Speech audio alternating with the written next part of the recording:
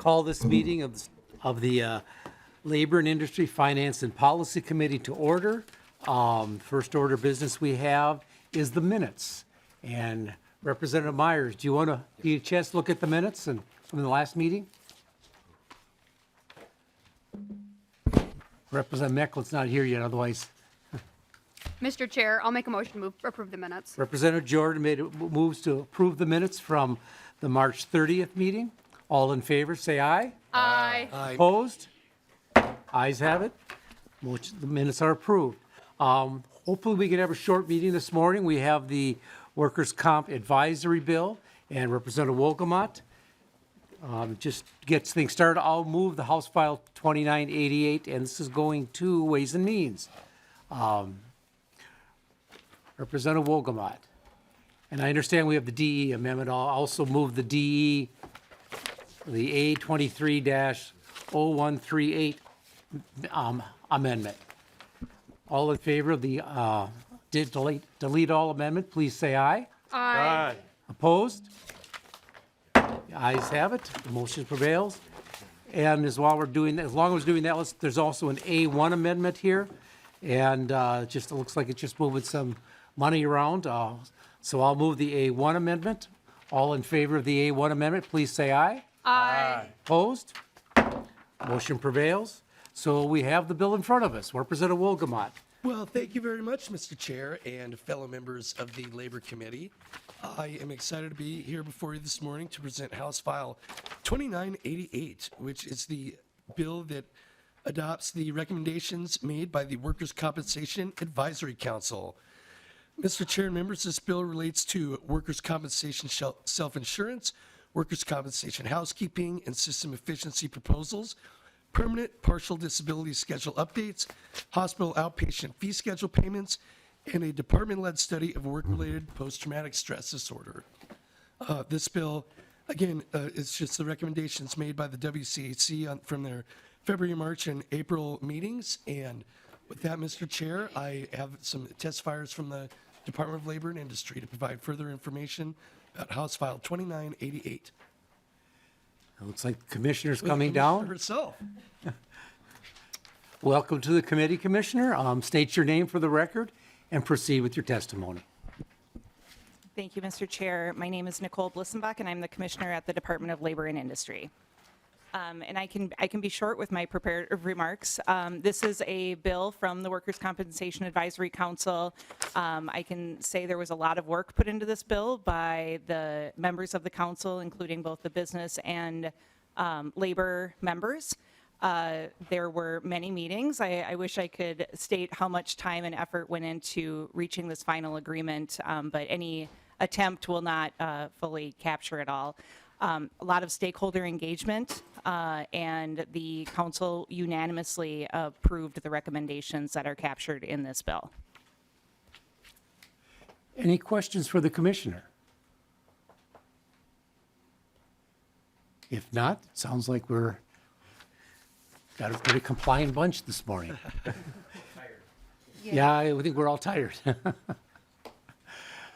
If not, thank you, Commissioner. Anybody else in the audience that wishes to testify on this bill? Looks like everyone's tired this morning. If not, questions? Representative McDonald, I believe you also serve on the Workers' Comp. Do you serve on the Workers' Comp? Mr. Chair, I do. I was appointed there by our leader, Damath. It was a Zoom. I was only able to Zoom in for some of the meetings due to the legislative schedule. So I was not a heavy lifter at all. Matter of fact, I barely lifted a finger. But I just want to comment on the organizations. And the group has worked so well since the 1990s. And I think it works well because it's the business community and the labor community. And it kind of takes out the politicians and the bureaucrats, right? Except for the Department of Labor, who offer many, many good counsel and advice and wisdom.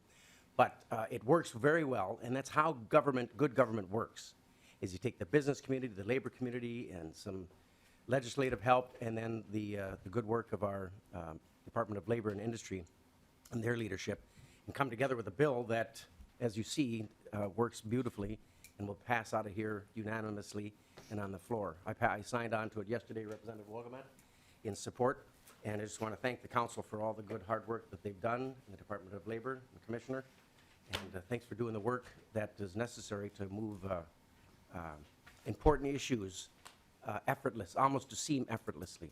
So I think they are to be commended, and I'll say those, and I'm sure Representative Wolgamott will say those on the floor as well when we have an opportunity to speak to it and let the rest of the body know how good governance works.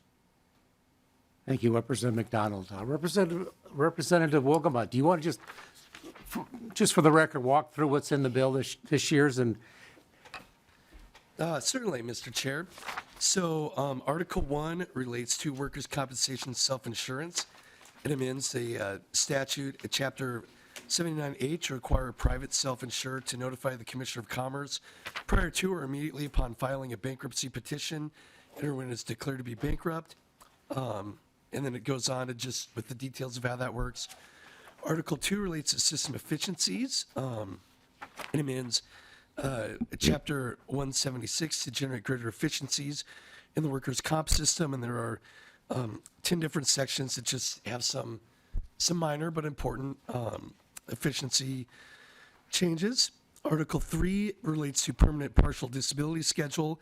It amends the permanent partial disability schedule in statute 176.101 with a weighted increase to listed PPD amounts, and it also requires the WCAC to consider whether the PPD, which is permanent partial disability schedule, represents adequate compensation for permanent impairment during the 26th session and every year thereafter. Article 4 relates to hospital outpatient fee schedule. It amends the statute to provide for reductions over a period of 3 years from 2023 through 2025 to the hospital outpatient fee schedule, conversion factors used to determine payments. Article 5 relates to post-traumatic stress disorder study. It requires the Commissioner of DLI to conduct a study to identify system or regulatory changes to improve the experience and outcomes of employees with work-related post-traumatic stress disorder. And then this is the amendment that we moved earlier, Mr. Chair. It includes a $500,000 appropriation for the Commissioner to contract with a third party to complete part or all of the study and hire additional staff to support. And then Article 6 is just a little bit of housekeeping. There are a couple technical updates to definitions. That is the essence of House File 2988, Mr. Chair. thank you, Representative Wolgamott. Members, any questions?